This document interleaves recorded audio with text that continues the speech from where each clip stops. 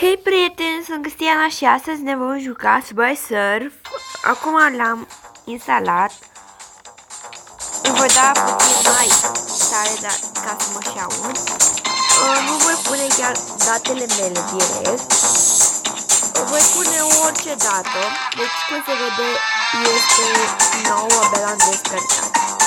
Voi pune, nu știu, aprilie 90 de minus 92. Da, nu zice. Așa.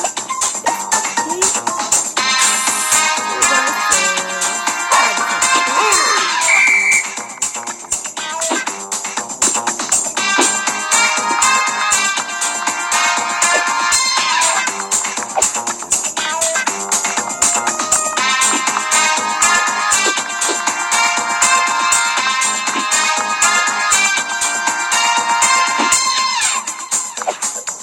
Nu trebuie să ne facem așa, mă făcut aici.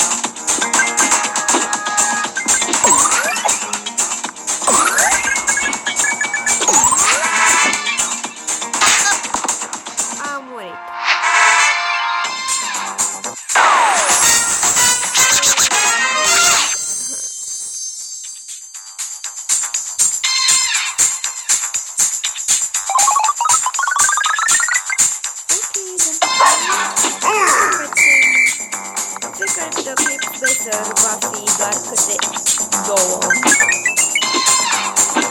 Doar două minute.